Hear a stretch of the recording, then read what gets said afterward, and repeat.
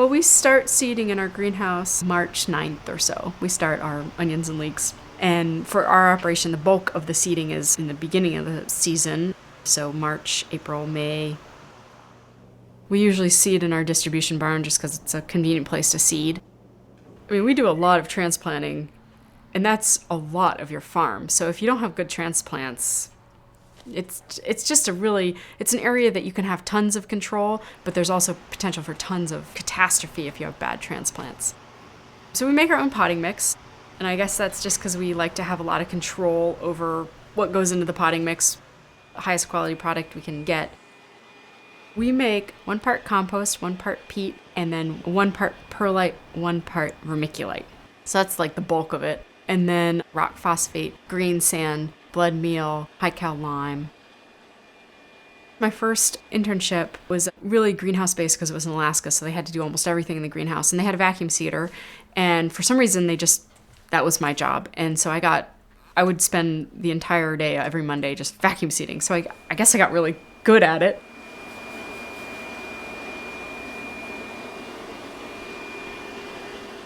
If you have all your flats filled and your tags already made, brassicas you can do 120 an hour. I mean, so it's really fast. Whereas if you did those by hand, I don't even know how long it would take to do 150 brassica flats by hand. A lot of time. Anything that would be in a plug flat, like individual cell flat, we use the vacuum seeder to seed.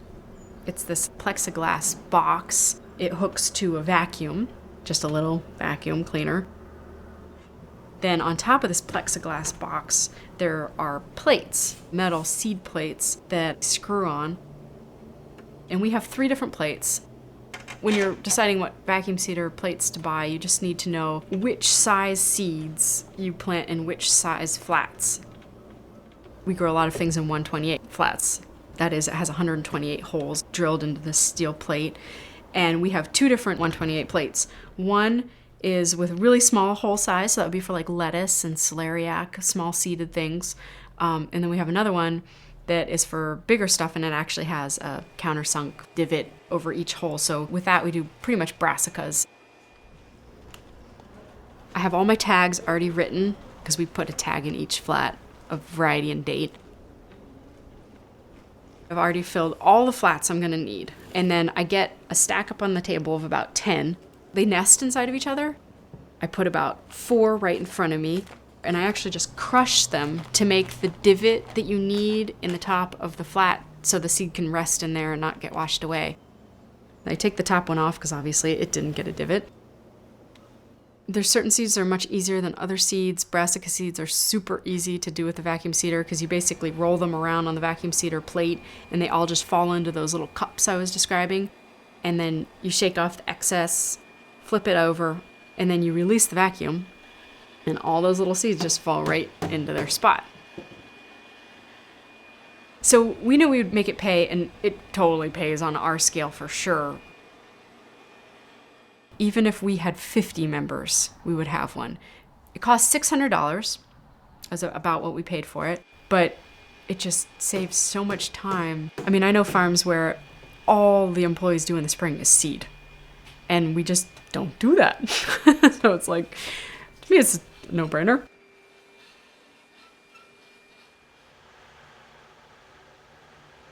Our seeding greenhouse is heated. We use a propane heater. It's a hoop house with double plastic inflated walls. And for our operation, the bulk of the seeding is in the beginning of the season. So when you first start, you don't have many seedlings and it's really cold. At least that's how it goes with us when we first start. So what we do is we take a sheet of greenhouse plastic and hang it like a curtain off one of the bows of the greenhouse. And so we're just heating the small area. And then we just keep moving that back. The more and more seedlings we've got, we make it bigger and bigger. And it kind of works because the bigger it gets, it's also the later in the season, so the warmer it is. And propane to us just seems like one of those expenses that's just necessary. So why worry about it? When we first started, we were always trying to save money here and there, and we were all obsessed about how much money we were spending on propane. But now it's just like, well, you just have to spend the money on propane so you have plants. So we try to keep the air temperature in the seeding greenhouse in the beginning of the season around, at night, 50, during the day, whatever the sun gives it, above 50, but baseline 50, and that's not really enough to germinate tomatoes and celeriac, celery, peppers, eggplant. So we put them on electric heat tape mats. I think they're called agri-mats, agri-tape. And underneath the heat mats, we put sheets of 2-inch insulation board. Previous to this farm, we had always just covered our freshly seeded flats with more potting soil. But we worked at a farm where they used vermiculite, which is just, I think it's puffed mica. It hinders dampening off and mold growth. Mold and dampening off don't really thrive in the vermiculite topped flat. So we top dress all of our flats with vermiculite after they're seeded. We have both worked, luckily, for people who were obsessed about watering, how to water perfectly. And so it's kind of good because I'm not really that obsessive of a person in those sorts of areas. So it was nice for me to have teachers who were completely obsessed so that some of it rubbed off on me. And goes back to like those transplants are just so valuable to your farm. If you have unhealthy transplants, they might recover some in the field, but if there's stress in the field, it's just they're kind of the basis of a good season. You just have to have really healthy transplants. So watering is very important.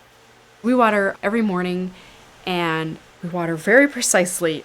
We actually were taught, and we still count. So we do a pass for each cell. And I think in a 128, there's 8 lines. So we'd go across 8 times.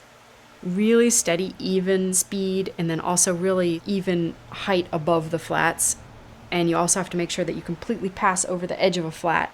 And then we were taught to lift the flats and don't do it by look, because it can look really wet on top and they're just not. So the way we tell if flats are watered enough is you pick them up and you get to know what a nicely watered flat feels like for the size of that flat and the size of the plants in the flat. Outside of our seeding greenhouse, we have a little mini hoop house built on the ground. There's landscape fabric and then little mini hoops with greenhouse plastic that you can pull over. And I think it's about 60 feet long. We leave the plastic off during the day so that it exposes to the elements, wind, rain, and then at night we close it. The primary role of that is as a hardening off area. So the idea of hardening off is that, have these tender little plants that are in this a perfect, gentle environment in the seeding greenhouse, and then you're going to have to put them in the field where it's not perfect and gentle at all. So we put them in this hardening off tunnel, preferably, a week or so before we're ready to plant them, 3 days at least, overnight at the worst.